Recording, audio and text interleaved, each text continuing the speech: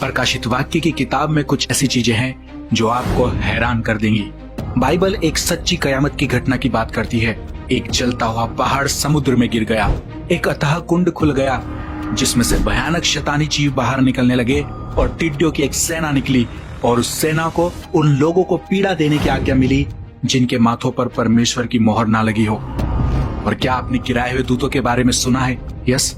Okay, तो यहाँ पर 4 शैतानी राक्षसी दूत हैं जिनको कैद से इसलिए छोड़ा गया ताकि वो धरती पर तबाही मचा सके।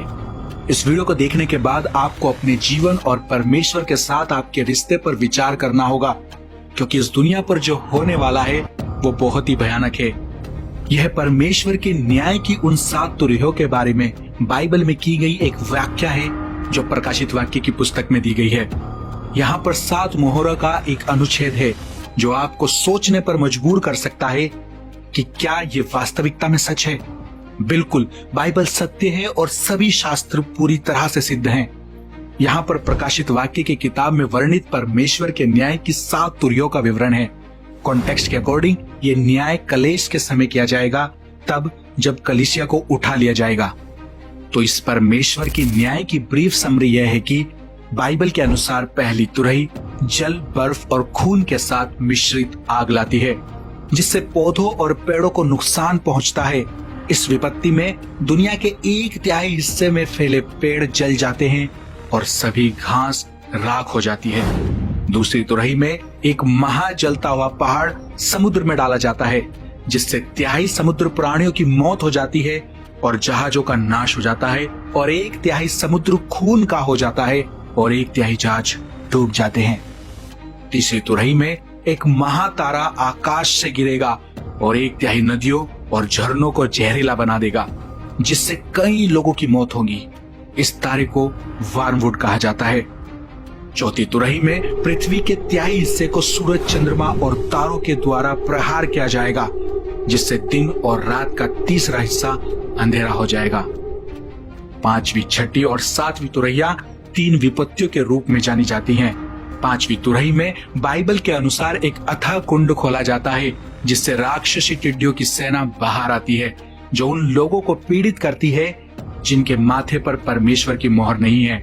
6ठी तुरही में 4 राक्षसी दूतों का आना होगा। 4 दूत मुक्त होंगे ताकि 2 लाख घुड़सवार आर्मी के साथ लाखों लोगों का 1/3 हिस्सा मार सके, जिससे महाप्रलय और मौत हो जाएगी। और अब 7वीं और अंतिम तुरही परमेश्वर के राज्य की आगमन और राष्ट्रों के न्याय की घोषणा करती है। प्रकाशित वाक्य अध्याय 11 उसके 19 में।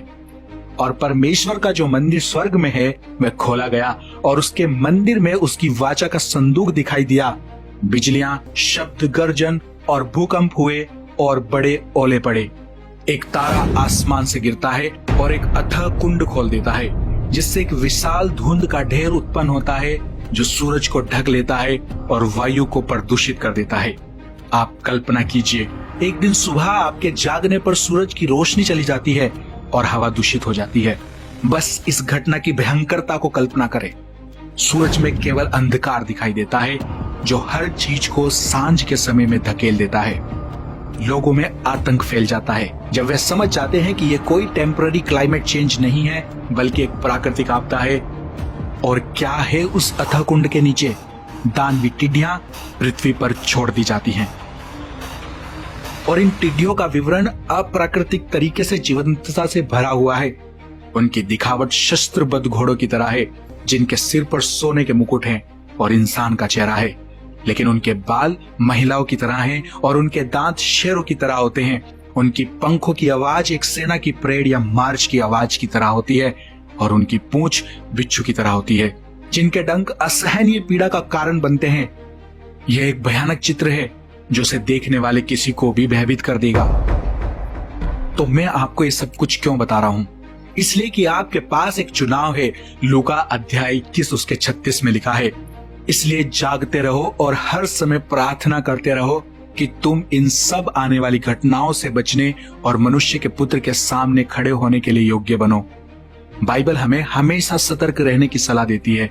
जब प्रभु अपनी कलीसिया के लिए लौटेंगे तो वह उन लोगों के लिए लौटेंगे जो विश्वास पूर्वक जीवन जी रहे हैं। सब कुछ पलक झपकते ही होगा।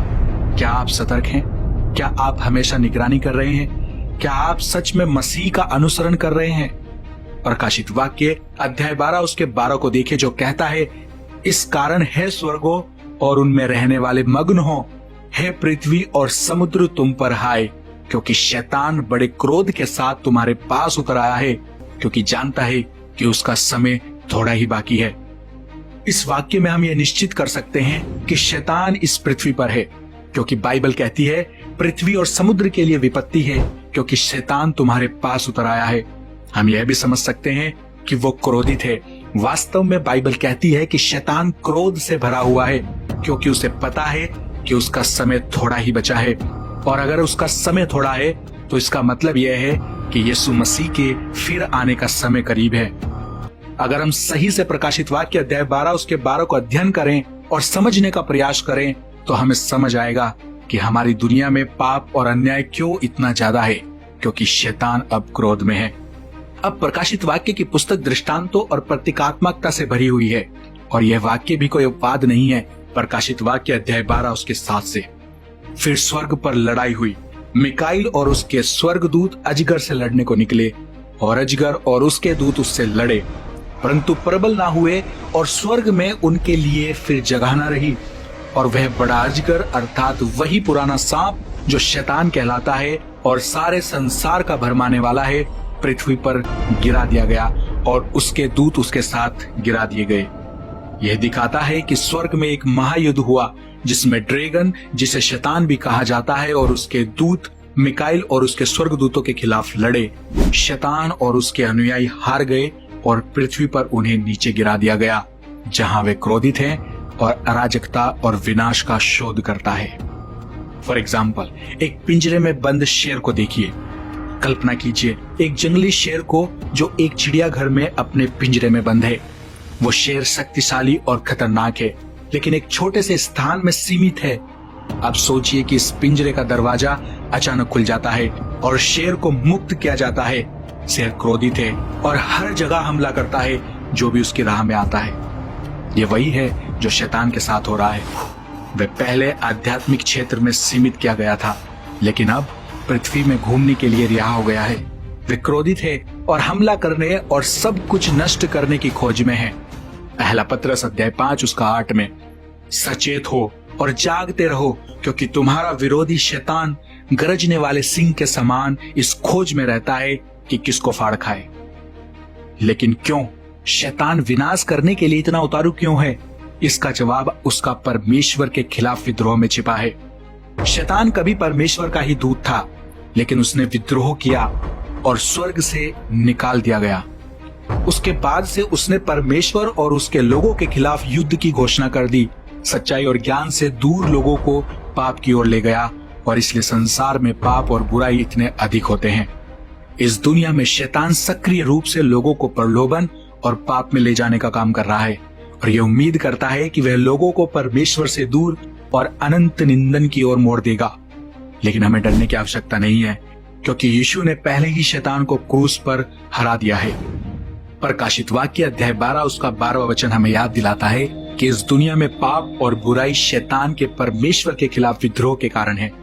लेकिन हम मसीह विश्वासी होने के नाते यह आश्वासन ले सकते हैं कि यीशु ने पहले ही शैतान पर विजय प्राप्त कर ली है, और यीशु के द्वारा ही हमें प्रलोभन का सामना करने की शक्ति और बुराई को परास्त करने की क्षमता मिली है। आओ हम यीशु में अपना विश्वास रखें और शैतान की योजनाओं के खिलाफ दृढ़ता से खड़े हों, जानते हुए कि हमारा शाश्वत इनाम यीशु मसीह में सुरक्षित है। हर दिन हमें एक चुनाव करना होता है। भविष्य के डर में जीने की कोई आवश्यकता नहीं है। बाइबल हमें बताती है, प्रेरितों के काम अध्याय 2 उसके 17 में, परमेश्वर कहता है कि अंत के दिनों में ऐसा होगा कि मैं अपना आत्मा सब मनुष्यों पर उंडेलूंगा, और तुम्हारे बेटे और तुम्हारी बेटियां भविष्यवाणी करेंगी, और तुम्हारे जवान दर्शन देखेंगे, और तुम्हारे वृद्ध पुरुष स्वप्न देखेंगे। तीतुस अध्याय 2 के 13 में बाइबल हमें बताती है, और उस धन्य आशा की अर्थात अपने महान परमेश्वर और उद्धारकर्ता यीशु मसीह की महिमा के प्रकट होने की प्रतीक्षा करते रहें, जिसने अपने आप को हमारे लिए दे दिया कि हमें हर प्रकार के अधर्म से छुड़ा ले और शुद्ध करके अपने लिए एक ऐसी जाति बना ले जो भले भले कामों में समग्र हो। हमारे परमेश्वर का लौटना हमारे लिए सबसे बड़े आशीर्वाद की आशा है। इसलिए निराश ना हो, इस दुनिया के बारे में ना सोचो, बल्कि अपनी आंखें यीशु मसीह पर बनाए रखें, जो सच्चाई और जीवन है और जिसने स्पष्ट रूप से कहा है कि कोई भी पिता के पास मेरे बिना नहीं आता। आप और मुझे ये सुनिश्चित करना चाहिए कि हम मत्ती में उल्लेखित उन लोगों की तरह ना बने, जहां बाइबल कहती है कि उस दिन कई लोग मुझसे कहेंगे कि हे प्रभु, क्या हमने तेरे नाम में भविष्यवाणी नहीं की, तेरे नाम में दुष्ट आत्माओं को नहीं निकाला, तेरे नाम से बहुत सारे शक्तिशाली काम नहीं किए।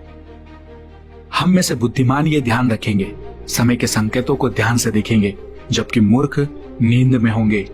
ज्ञान की कमी के कारण संकेतों पर ध्यान नहीं देंगे। परमेश्वर की बुद्धिमत्ता को मांगने के लिए प्रार्थना करते रहो।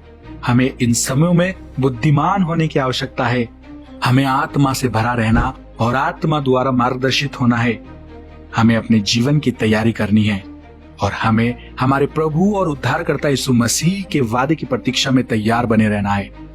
यूहन्ना अध्याय 14 उसका 2 और 3 में, मेरे पिता के घर में बहुत से रहने के स्थान है, यदि ना होते तो मैं तुमसे कह देता, क्योंकि मैं तुम्हारे लिए जगह तैयार करने जाता हूँ, और यदि मैं जाकर तुम्हारे लिए जगह तैयार करूँ तो फिर आकर तुम्हें अपने यहाँ ले जाऊंगा, कि जहां मैं रहूं वहां तुम भी रहो। यह एक अच्छी खबर है कि परमेश्वर इस दुष्टता का अंत करेंगे और हमें हमारे स्वर्गीय निवासों में पुनः स्थापित करेंगे। हालांकि उस दिन तक जब वह आता है, प्रभु ने हमें संकेत दिए हैं कि समय निकट है। उन्होंने हमें स्पष्ट संकेत दिए हैं जिनसे हमें यह जानना चाहिए कि अंत निकट है।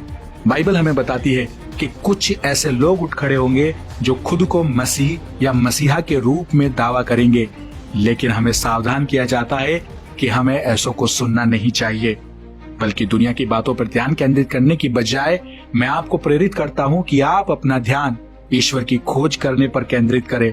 यह हमारा एकमात्र ध्यान होना चाहिए कि हम यीशु मसीह को अधिक से अधिक जानने के लिए प्रार्थना करें।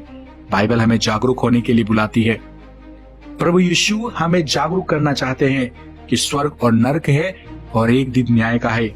मुझे नहीं पता कि आप कितना जानते हैं, लेकिन स्वर्ग के बारे में जो मैंने पढ़ा है, स्वर्ग एक बेहद सुंदर जगह है। वहां कोई आंसू ना होंगे, ना कोई दुख होगा, केवल आनंद, केवल शांति और परमेश्वर की उपस्थिति हमेशा के लिए। मौत और संक्रामक बीमारियों से दूर, प्राकृतिक आपदाओं और विनाश से मुक्त। मैं चाहता हूं कि आप अपने समय को यीशु मसीह के साथ एक गहरा संबंध बनाने पर ध्यान केंद्रित करें, ताकि जब हम उसके सामने खड़े हों, हमें शाबाशी सुनाई जाए, अच्छा और वफादार दास। वीडियो को लाइक और शेयर करना ना भूलें।